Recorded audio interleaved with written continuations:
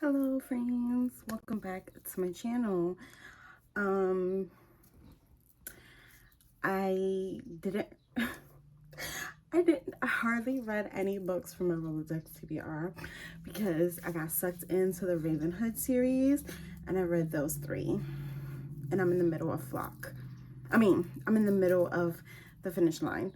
Yeah, I blame Book Talk for that.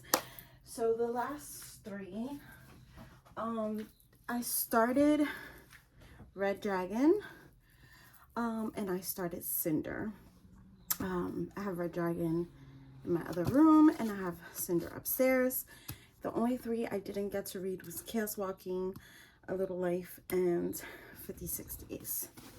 So we're going to take the prompts out of those and hope that, you know, I could get to these sometime soon.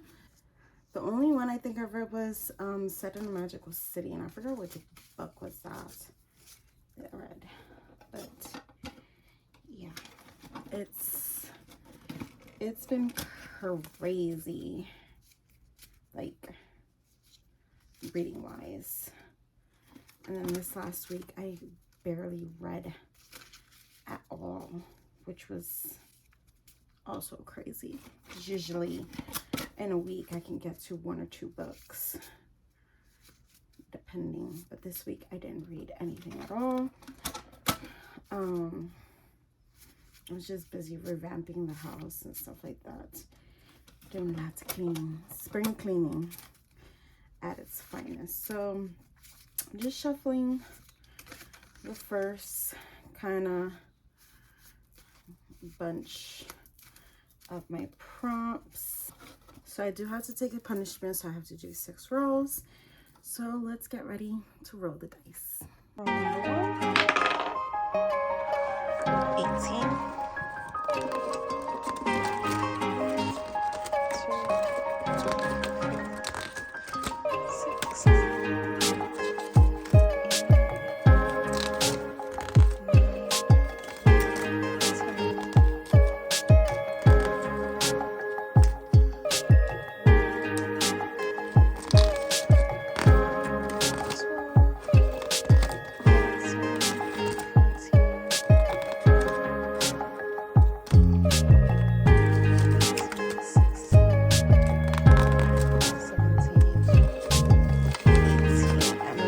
Enemies to lovers.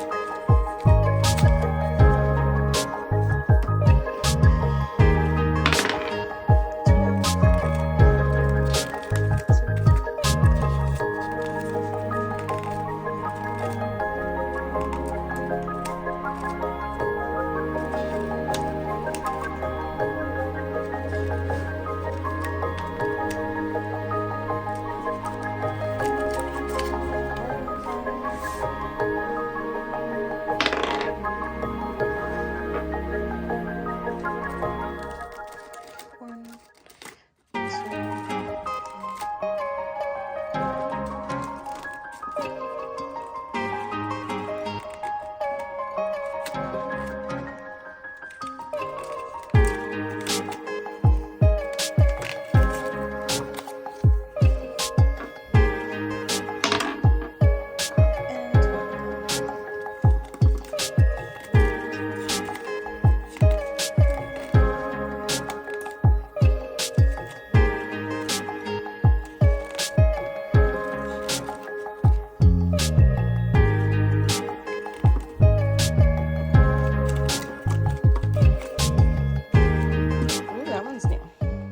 So these are the prompts that came up. A bargain find, which is usually thrifted. A book with real animals on the cover. Magical realism. Enemies to lovers romance. I'm excited for that. a genre hybrid, which means it has to be like fantasy romance or historical romance, like that. And local author. So I'm gonna go look, see what I can find. Local author could be either from Philadelphia, Texas, or New York, because those were the places I lived, or even Puerto Rico. So to me, that's what local author is from where I lived. Even Jersey. So yeah, let's go find the books. I made the choices. It took me about like 20 minutes, but I feel like the stack is beautiful. Okay, so for local author, I picked Harlan Coben. Hope I'm saying his name correctly. Home. He's from Jersey, which is like not so far from where I live, plus I lived there. And this book says, a decade ago, kidnappers grabbed 2 boys from wealthy families and demanded ransom. Then went silent. No trace of the boys ever surfaced. For 10 years, their families had been left with nothing but painful memories and a quiet desperation for the days that was finally miraculously arrived. Myron Bolotar and his friend Wynn believe they have located one of the boys, now a teenager. Where has he been for 10 years? And what does he know about the day, more than half a life ago, when he was taken? And most critically, what can he tell Myron and Wynn about the fate of his missing friend? Drawing on his singular talent, Harlan Coben delivers an explosive and deeply moving thriller about friendship, family, and the meaning of home. So I thought that was cool. Then for a bargain find, this is one of my recent purchased from the library book sale, which is Writers and Lovers by Lily King.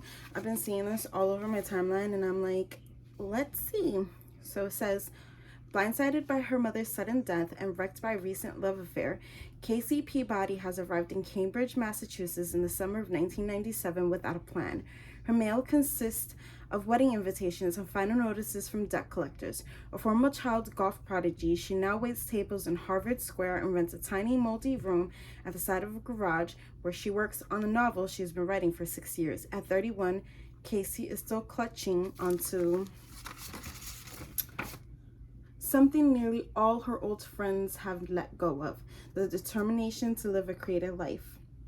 When she falls for 2 very different men at the same time, her world fractures even more. Casey's fight to fulfill her ambitions and balance the conflicting demands of art and life is challenged in ways that push her to the brink. Writers and Lovers follows Casey in the last days of a long youth, a time when every element of her life comes to a crisis. Written with King's trademark humor, heart, and intelligence, Writers and Lovers is a transfixing novel that explores artistic passion, ambition, and the terrifying and exhilarating leap between the end of one phase of life and the beginning of another. So I'm really excited for that one. Then for Enemies to Lover Romance, by the book by Jasmine Gilroy. This is a recently purchased, and I was like, oh my god, yes, I'm really excited for this one. Then for a book with real animals on the cover, I picked this book that Ashley gave me, which is The Killing Jar. And I think this is like a thriller. 17-year-old Kenna Marsden has a secret. She's haunted by a violent tragedy she can't explain. Kenna's past has kept people, even her own mother, at a distance for years. Just when she finds a friend who loves her and life begins to improve, she's plunged into a new nightmare.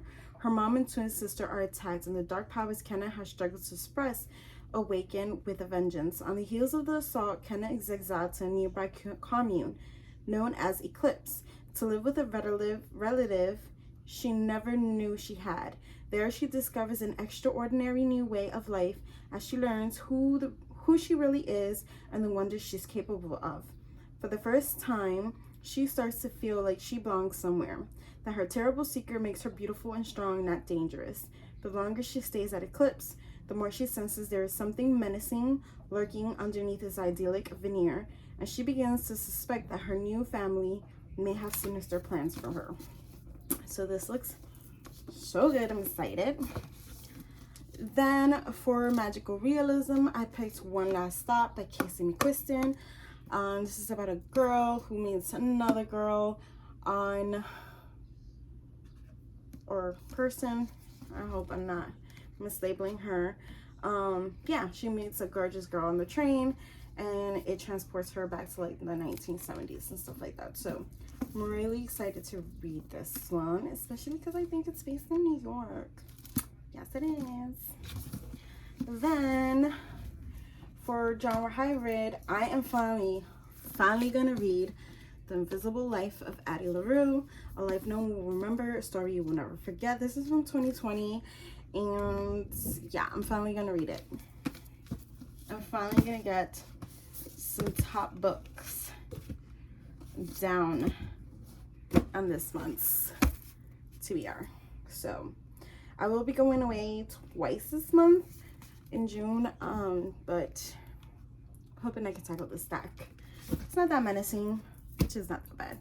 So let me know in the comments which one of these books you're excited for me to read. Don't forget to hit like, subscribe, and I'll see you on the flip side. Peace.